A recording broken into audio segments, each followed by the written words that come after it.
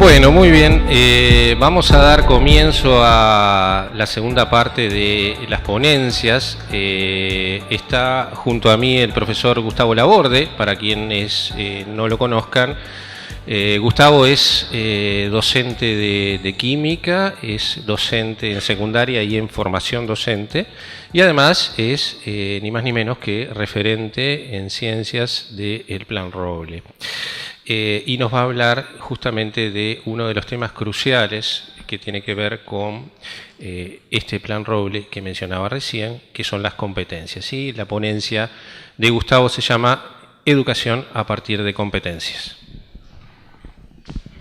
Hola. Bueno, buenos días a todos. Me tocó en parte hacer algo bastante difícil, que es resumir en 25 minutos algo que a mí me llevaría un curso entero, ¿verdad? Pero bueno, vamos a hacer lo posible de presentar. En realidad, si bien yo voy a trabajar lo que implica un diseño curricular en competencias, creo que es importante partir de por qué el colegio hace una opción, primero de cambio en cuanto a lo que podría ser las estrategias de enseñanza y de aprendizaje que se estaban desarrollando. Es decir, el colegio no estaba ajeno a las dificultades observadas a nivel de los distintos sistemas, del sistema educativo nacional y de los distintos sistemas educativos del mundo, algunos mucho más avanzados que el nuestro en cuanto a que este proceso lo hicieron ya a principios del 2000, lo venían haciendo a fines del 90, y era el ver que las prácticas docentes seguían manifestando aún en lo que podía ser el inicio del siglo XXI, unas formas de enseñanza que apostaban al aprendizaje más mecanicista, pero que además, y si bien en la década del 90 es una década donde hay grandes cambios en cuanto a las concepciones metodológicas, aparecen en el medio por allí los modelos llamados constructivistas de la enseñanza, basados en los modelos constructivistas de la psicología y de la epistemología, pero a principios del 2000 la gran preocupación es cómo los egresados de las educaciones básicas, desde educación inicial a secundaria, eran incapaces o tenían enormes dificultades de transferir, de poner en juego lo supuestamente aprendido en toda su trayectoria formativa básica hasta empezar a estar en acción para ejercer su ciudadanía responsable, y realmente esas dificultades empezaban a preocupar. Por eso en el mundo se empezó a movilizar hacia un avance a lo logrado en la década anterior. Es ahí, y más allá de las enormes discusiones que se dieron, que empieza a emerger un modelo, no un paradigma, no podemos hablar de que se haya consolidado como paradigma pedagógico actual, pero un modelo tanto de enseñanza como de aprendizaje, pero además yo creo que un modelo institucional en cuanto a organización del sistema educativo, en el cual el eje pasa a ser algo que venía siendo un fantasma, que tuvo muchos detractores y tiene, que era un modelo de enseñanza en base a competencias. Cuando el colegio hace esta opción y se nos plantea que diseñemos una propuesta curricular que permitiese al colegio responder a esas exigencias de alumnos que egresaban de nuestro instituto y se enfrentaban a las mismas dificultades que cualquier otros alumnos de otras instituciones educativas, ahí cuando se nos encomendó esto, hicimos una opción que el colegio inmediatamente avaló, que hoy se llama Plan Roble, pero en realidad fue armar un proyecto curricular coherente, pero que estaba, y esta es la opción, centrado en la enseñanza en base a competencias, tomando un poco la línea de lo que está pasando en el mundo ya desde el año 2000. Ahora, el problema cuando uno plantea un proyecto curricular tiene que fijar posición en cuanto a cuál es el sustento conceptual. Por eso, dentro de lo mucho que podríamos decir, y eso quienes organizaron el evento me pidieron que lo marcara, arrancamos por una concepción de qué entendemos por competencia y cómo nuestro proyecto curricular se va a sustentar en esa noción para evitar ruidos en cuanto a las diferentes visiones de lo que puede ser la enseñanza competencial. Una vez que uno fija el marco teórico, debe discutir dentro de ese marco y no dentro de otros marcos. Porque yo me tomé, espero que me dé el tiempo, puse algunos mitos que surgen con respecto a la enseñanza por competencias, algunas falacias además, justamente por no posicionarse desde un marco teórico concreto. Yo acá marco dos referentes. Podría haber agregado también, aunque es más pragmático, también a Zavala, pero Rogers, Perrenou, en distintos ámbitos, construyen un concepto pedagógico de competencia que yo traté de sintetizar, más allá de los matices entre unos y otros, en esto que está acá en la transparencia, en donde las competencias implican, y acá insisto, integrar conceptos, procedimientos y actitudes. Esto hace a uno de los mitos que después, si tengo tiempo, voy a hablar. Que los alumnos movilizan en determinados contextos para actuar, y acá viene la clave, con eficacia para resolver problemas específicos de su contexto. Es decir, aprenden para enfrentarse a problemáticas que la vida social, personal, académica y también laboral, no exclusivamente laboral, también laboral, se van a enfrentar si están formados adecuadamente con eficacia. Por eso ese concepto para mí es vital porque pone los tantos donde deben estar. Son capacidades, otra cosa importante a tener en cuenta, que permitan una acción competente. ¿Qué implica poder movilizar saberes, como habla Perrenou, saberes, el saber hacer y el ser? En otros contextos se habla más del conocimiento de tipo conceptual y factual, o conocimiento procedimental, o conocimiento actitudinal, no importa, pero, y esta es la clave, y acá estaba la falla a donde apuntaba este modelo, que pueda resolver con eficacia situaciones, problemas provenientes de los diferentes contextos en los que ese futuro, es decir, son ciudadanos desde antes, pero conformando ciudadanía a nivel de formación básica, deberá enfrentar en su vida social y personal, en su vida académica, si sigue estudios terciarios, y también en su vida laboral. Entonces, esa acción competente, y vuelvo a insistir, por eso hasta parece reiterativa, pone en juego conocimientos. Acá los conocimientos de tipo conceptual no desaparecen. Uno de los mitos es ese. También tiene que poner esquemas de acción, tiene que desarrollar procedimientos, tiene que desarrollar estrategias y finalmente tiene que tener una postura del uso que va a hacer de su conocimiento. Lo conceptual, lo procedimental y lo actitudinal juntos para realizar acciones que le permitan enfrentarse a los problemas contextuales que se le van a plantear. Bien, en síntesis, ese es el nudo. Hay mucho, obviamente, esto impacta en todo. Después rápidamente voy a ver en cuáles son las 4 grandes dimensiones del plan curricular que presentamos. Pero antes me interesaba resaltar ventajas de diseñar un currículum centrado en competencias.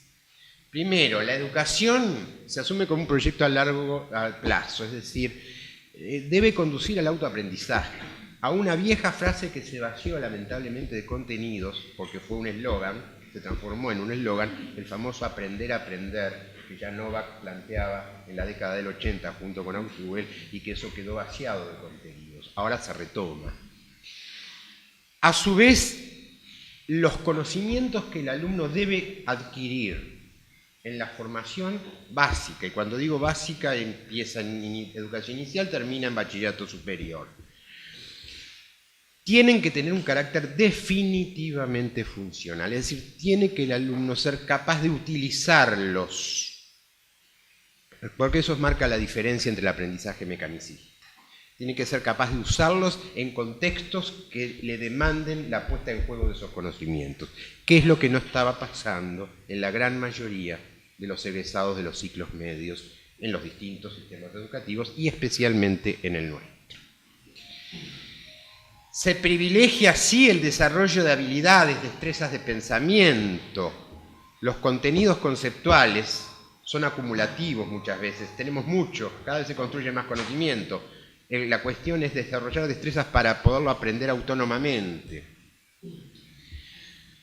Otro aspecto fundamental, exige sí o sí la contextualización, los conocimientos a adquirir, a construir, deben de alguna manera vincularse a los contextos. No puede ir la educación media por un lado y la vida del alumno por otro, como muchas veces está pasando hoy. Desde el punto de vista metodológico, el tipo de desarrollo estratégico que tiene que hacer el docente debe promover permanentemente el trabajo cooperativo, la construcción colectiva de ese conocimiento. Potencia la integración de lo que durante la década del 90 fueron también frases que terminaron siendo cliché. No solo enseñamos conceptos, también enseñamos procedimientos, también enseñamos actitudes, pero quedaban como disgregados. Facilita, y acá yo ya lo mencionaba, el uso de estrategias para que el alumno pueda aprender autónomamente y que esa es la esencia, que no dependa de una formación determinada para poder construir un de referencia. Una de las cosas que se usan para discrepar con este modelo, las competencias vacían de contenidos de la enseñanza, todo lo contrario. Este concepto, este marco teórico los potencia. Porque el alumno para desarrollar una competencia tiene que aprender ciertos contenidos, conceptuales, procedimentales, actitudinales. Basta remitirse a la definición de origen. Ya ahí está dicho, no hay nada que rebatir. Y si se critica esto es porque se está enfocando desde otra concepción que no es la que sustenta este modelo pedagógico didáctico. Enseñar de competencias baja el nivel de la enseñanza, otro mito típico en una discusión cuando no hay trasfondo conceptual y teórico. Va conectada con la anterior. Parece que enseñar por competencias es no hacer nada, no nada que ver, todo lo contrario, hacer mucho más que antes. La enseñanza por competencias solo prepara para el ámbito laboral. Es cierto que el origen del concepto competencias en la década del 50-60 fue un origen que se produjo en las empresas cuando querían mejorar la calidad de desempeño de sus empleados. Es cierto, el empleado competente es aquel que se capacitaba para mejorar su producción. Eso no lo podemos negar, pero ese concepto originó por Tal y por un montón de autores. No es el que estamos poniendo en juego, no es el concepto que Perrenot, Roger, Tardieu desarrollaron y si lo tomaron como referencia, pero no puedo discutir los conceptos de estos autores desde otro marco conceptual.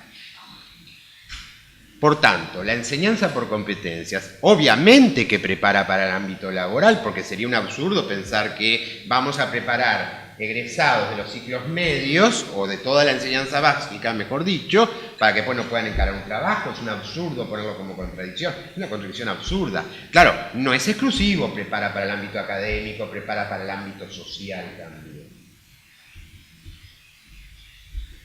Otra cosa, las competencias se enseñan. No, las competencias son capacidades que hay que desarrollar. Lo que se enseña sí son los contenidos, pero contenidos en función del desarrollo de esas competencias. Y ahí está la diferencia sustancial. No se pueden evaluar las competencias. Claro, en el esquema de un currículum va centrado en contenidos con algún matiz de pedagogía por objetivo remanente, donde el eje es evaluar lo que el alumno supuestamente puede repetir, sí, obviamente que es difícil de pensar cómo evaluar competencias. Lo que pasa es que el modelo de competencias exige una revisión absoluta y profunda, y de eso creo que va a hablar Ravela, del sistema de evaluación. No podemos pretender diseñar un modelo curricular que cambia bastante las reglas de juego tradicionales si mantenemos el mismo sistema de evaluación. Y ahí es el gran nudo gordiano que se está teniendo hoy. Después, una menor, esta es del sistema actual, es lo que está pasando en la educación media pública. Se largan consignas vacías de contenido, entonces dicen, bueno, enseñar por competencia, enseñar en base a proyectos. Falso, absolutamente. Falso de toda falsedad. Es decir, la metodología de proyectos es una metodología para enseñar competencias, pero es una. Hay metodologías para enseñar en base a resolución de problemas, metodología en base a trabajo analógico, hay un montón de variantes metodológicas. En la enseñanza en base a proyectos es una, eso es cierto, pero no puedo confundir una metodología puntual con una concepción pedagógica, didáctica del modelo de enseñanza y de aprendizaje. A ver. Creo que voy bien. ¿Dónde está Marina? Que me dijo. Bien, gracias. Bien, ¿qué pasó? Esto un poco fue el calentar el motor. Cuando armamos el proyecto dijimos, bueno, primero hicimos una opción que fuera una propuesta curricular de un colegio que, si bien es habilitado, tiene la ventaja de una cierta flexibilidad frente al sistema oficial, y ya jugarse por una opción concreta, más allá que en el mundo hay, y no me voy a poner para después no digan, ay, estamos copiando modelos extranjeros, pero hay modelos exitosos en algunos países del mundo, sobre todo, pero ya están desarrollados desde el 2000. Acá en el Uruguay seguimos en una etapa decimonónica donde recién ahora se estaría poniendo sobre la mesa. Ojo, existió, vamos a no engañarnos, en el año 2000 hubo una propuesta con muchas carencias, pero que recogía el sistema de enseñanza en base a competencias, que fue el modelo TEMS para algunos centros educativos, que fue eliminado de plano por muchas de las cuestiones que aparecieron en los mitos. O sea, hubo un intento de hacer lo que se estaba haciendo en todos lados. Lo único que en los demás lados se siguió avanzando, mejorando, y acá se volvió a la propuesta curricular del año 86. Porque el plan Reformulación 2006, salvo algunos aspectos de evaluación, básicamente recoge el modelo curricular contenidista del 86, que varió en parte el modelo contenidista del 76 que se creó durante la dictadura, que era otra versión contenidista del plan 41 cuando se funda la educación media secundaria. Estoy hablando básicamente de educación media. Entonces, la definición está dada. Ese era el sustento epistemológico, psicológico y sociológico que implica una enseñanza por competencias.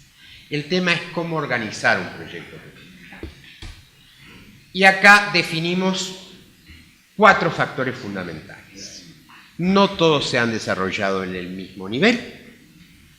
Hay como destiempos, pero bueno, ya hace 3 años de implementación, porque el año 2013 fue la elaboración. Lo primero implicaba adaptar y rediseñar el currículo oficial, es decir, dentro del marco oficial tratar en lo posible de adaptarlo a lo que podría ser una enseñanza por competencia. Dificultad no menor, porque es muy difícil hacer una versión de enseñanza por competencias en un currículum que es totalmente contenidista. Pero bueno, ese era el primer desafío. Eso implicaba indudablemente lo que no hace a veces los sistemas y las grandes fallas, la resistencia docente ante un cambio importante, un cambio que mueva las raíces. No quiero decir alguna frase que me enamoró y que hoy desapareció sobre el ADN, pero sí un modelo que mueve las raíces, requiere darle garantías al docente de acompañarlo en ese nuevo proceso, porque el docente que tiene que modificar sus prácticas, porque el rediseño curricular implica no solo cambiar los contenidos, o reordenar o reorganizar, implica modificar las prácticas docentes de cuasco. Si yo largo la consigna, pero no acompaño al docente en ese cambio, el docente se va a resistir. O va a decir, lo que hice toda la vida, aunque no fuera así. Porque pararse y hablar, que es lo que estoy haciendo en este momento, está muy lejos de formar en competencia. Pero el docente tiene sus mecanismos. Entonces, el proyecto implicaba necesariamente un paralelo en capacitación. Se configuraron equipos que ahora mis compañeras van a hablar, supongo, un poco de esto, que apuntalaron permanentemente y seguimos apuntalando a los docentes en la capacitación y perfeccionamiento en el campo de las competencias. Estrategias institucionales. Hay un problema que a veces pasa, y yo lo quiero marcar. El proyecto curricular no puede descansar sobre las espaldas de los docentes. La institución debe acompañar y jugársela. Muchas veces nos descansamos en que, bueno, ya está, que los docentes se preparen, que los docentes hagan, y la institución hay un montón de acciones que tiene que hacer apoyando el cambio curricular. Hay montones de cosas para decir y ya me están dando los tiempos, pero eso creo que es fundamental. No podemos pensar que son solo los docentes que van a llevar adelante el cambio. Y a veces la institución sigue en otra vía y no acompaña como debería acompañar. Y el otro debe es que una institución debe, dentro de la flexibilidad del sistema que le permita, modificar sus prácticas de evaluación. No podemos ir, por un lado, trabajando con el docente en el día a día, en el cotidiano, en el apoyo, en el modificar tu práctica, en el reestudiar, si además no lo apoyamos en decir, bueno, vamos a modificar el sistema de evaluación. Obviamente que estamos dentro de un sistema oficial, pero hoy por hoy el sistema oficial permite mucho dribbling, por suerte. En esta especie de casi anarquía que tenemos, podría hacer. Lo que pasa es que también a las instituciones les cuesta movilizarse. Es decir, les cuesta cambiar estructuras, les cuesta revisar cómo reorganizar el sistema educativo, el sistema de evaluación coherente con un sistema curricular. Y yo creo que esos son algunos de los debes que hoy todavía tenemos y hay que seguir trabajando sobre ellos. Bueno, me quedan algunas cositas que no importa, porque hay que dar margen a las preguntas y después las compañeras continuarán un poco en la línea de la implementación del plan.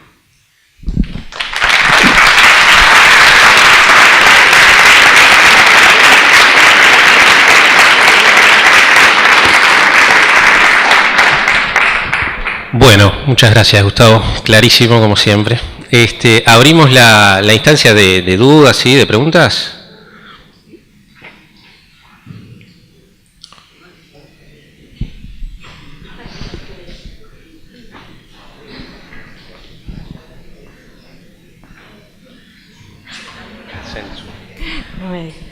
Hola, Gustavo.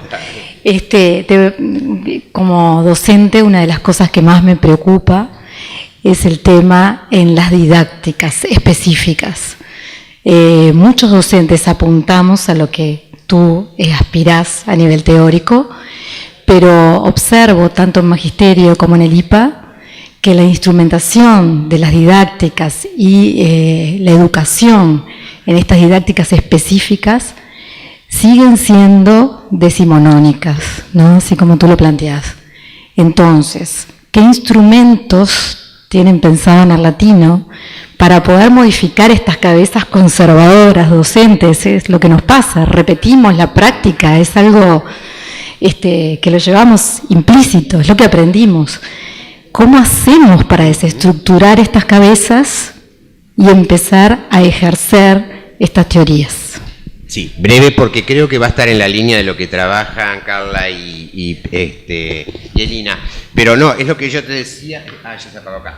La segunda dimensión era capacitación y perfeccionamiento docente. El colegio previó inmediatamente en la alzada del plan un trabajo con los docentes, formando un equipo que le llamamos de referentes académicos, por área, donde nos reunimos con los docentes, discutimos las estrategias. Primero hubo un periodo de formación conceptual, primer año, 2014, tratando de internalizar el marco teórico de referencia, 2015, y ya estamos en el 2016 terminándolo, reuniones, trabajos conjuntos, trabajos personalizados, eventuales jornadas como esta, es decir, se previó hacerlo y se está haciendo en paralelo, justamente por el temor que vos decís, lamentablemente, todo lo que mencionaste antes no es así, y el IPA no prepara, o los centros de formación no están preparando, bueno, pero eso ya trasciende al colegio, ¿no? Es decir, el colegio lo que sí garantizó, mal o bien, a mejorar, que el plan se empezó a implementar con un apoyo sistemático y permanente de un equipo de docentes que estamos trabajando codo a codo con los compañeros para mejorar, y realmente los resultados lentamente se están notando, que son, por lo menos en las prácticas, después veremos en los resultados académicos.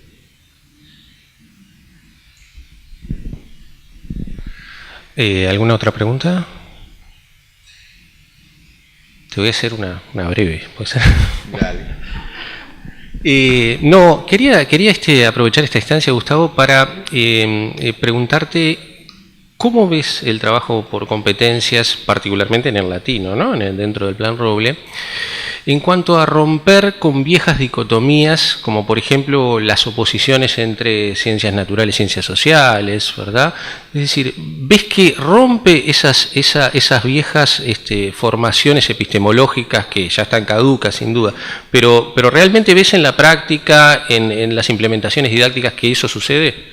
Bueno, yo creo que hay etapas. Por eso digo, yo aprendí, después de haber trabajado en otro momento, en otra reforma, que a veces uno no puede ir demasiado rápido. Yo por lo menos te cuento, o les cuento, mejor dicho, mi experiencia, que es lo primero que hay que romper fundamentalmente son hacer la ruptura epistemológica dentro de las áreas.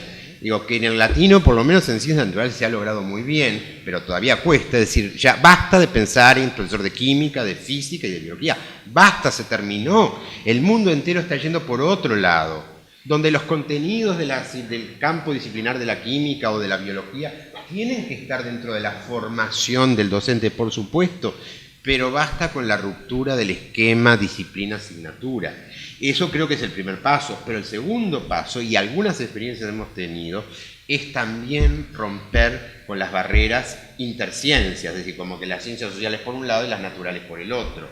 Ahora, creo que igual son etapas a dar, y de hecho los currículums, cuando transversalicen, que esa es la etapa que podría estar faltando, bueno, ahí nos van a obligar a romper los esquemas.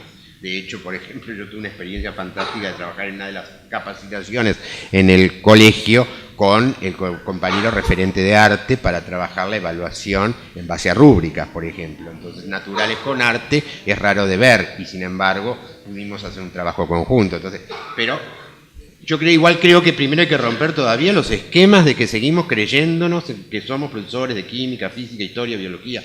Ese es el primer paso. Perfecto, muy bien. No sé si hay... ¿Sí? ¿Querés acercarte? Así sale en el audio. Déjalo que haga la pregunta de ahí.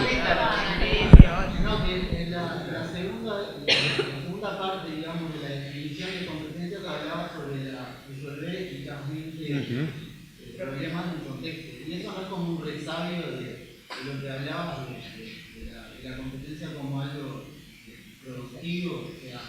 Es que sí, es productiva, pero es productiva en cuanto a la utilización del conocimiento.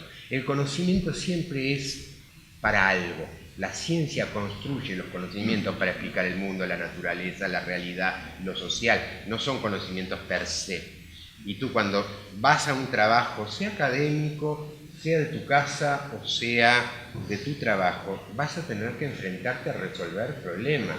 Vas a la Facultad de Química y lo primero que te ponen en situación, te dan las grandes cátedras, pero después te ponen a laburar y dicen, bueno, acá tenés un problema que tenés que resolver. Y el conocimiento lo usás para resolver eso, no para tenerlo así. Ese es el gran mito de la educación decimonónica, es decir, el saber por el saber mismo. El saber se construye para poder ser usado, y el ser usado no es malo en sí mismo, es malo en sentido utilitario, pero no en sí mismo.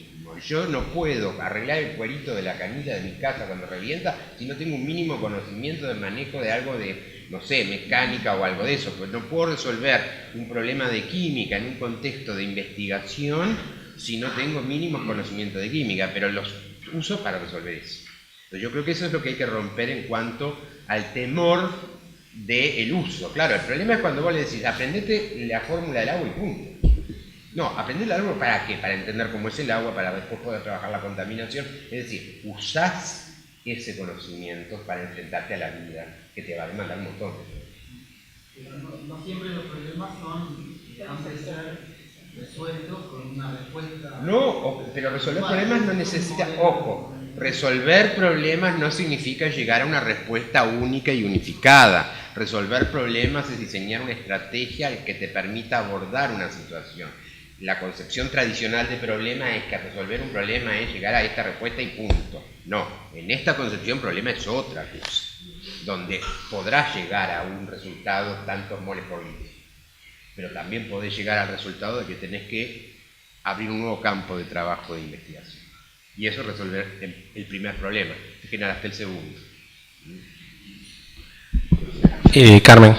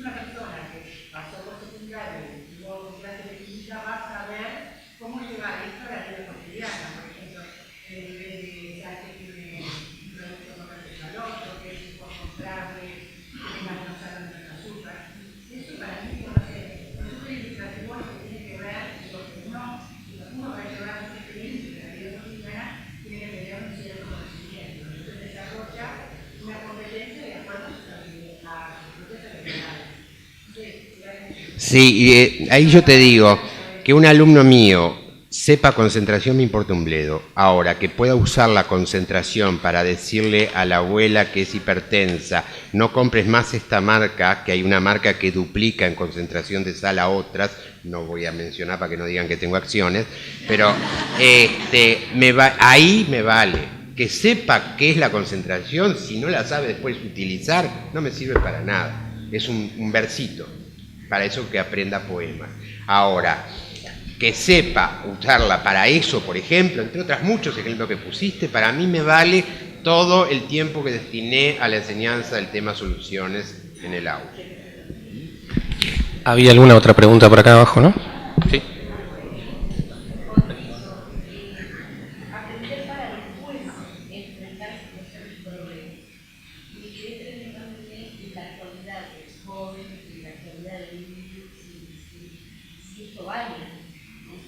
¿En qué decís? Si lo logra. Si en el concepto de competencia estás como considerando que el joven, el niño, el escolar, vive un presente en donde tiene todo el tiempo que resolver. Bueno, es decir, cuando decimos después resolver es fuera del contexto áulico, ¿verdad? Que no sea cuando los resuelve y también los puede resolver después. El cambio metodológico es ese. Ya no es doy la clase, hablo, pongo 4 preguntas y contesta lo que yo le dije. Es, te enfrento a un problema, empezar a resolverlo y con lo que vas resolviendo yo voy trabajando para poder seguir avanzando en la resolución. Ese es un poco el cambio metodológico, que después se traslada también al contexto social. Cuando yo decía el post, lo que preocupaba a las sociedades es lo más grave, es no solo si vincula o no en el contexto mientras está aprendiendo algo, es que salen, yo soy profesor del IPA de primer año en química y recibo alumnos que yo digo, pero no, estos chicos no pasaron por educación media, ¿qué se hizo con ellos? Pero eso implica, ese es el cambio metodológico, la parte que le toca al docente. Muy brevemente, porque Cronos nos viene corriendo, 2 preguntitas acá y cerramos, ¿sí? Esto está vinculado a lo que dijiste. En estos mitos de competencia principio es esa de no podemos enseñar por competencias como los contenidos básicos o instrumentales.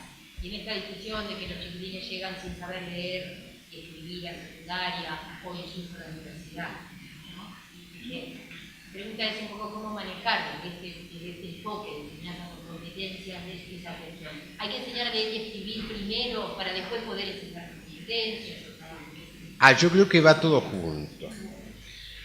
Pero además digo algo, hay competencias específicas del campo de la comprensión de lengua y literatura, vamos a llamarle así, y hay competencias específicas de la matemática que deben ser trabajadas en sí mismas, no se pueden trabajar en el contexto, pero también hay una tarea de todos los demás, aún en ciencias, de trabajar esas otras competencias, es decir, las propias en el propio contexto de estas áreas, digamos, pero también paralelamente, digo, es tradicional en los profesores de química decir, no, yo no trabajo con texto porque ¿para qué? Que es una pérdida de tiempo, le pongo el problema, el ejercicio, o no le hago producir un texto porque después tengo que corregir mucho, yo prefiero tildar resultados, no.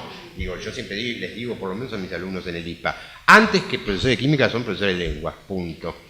Porque tienen que aprender el manejo de la lengua en la comprensión del texto. Pero eso no quita que la lengua tenga en sí un conjunto de competencias específicas, como la matemática, que amerite el trabajo conjunto. Entonces, no es ni primero ni después, es todo trabajado conjunta y coherentemente, ¿no?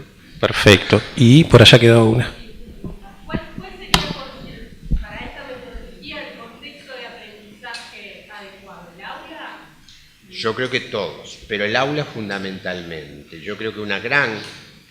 Y ahí está dentro de algunos problemas, ahí está la función de la dimensión de las estrategias institucionales, es respetar los tiempos de aula. El tiempo escolar es un tiempo fundamental y el proceso no se puede estar interrumpiendo sistemáticamente.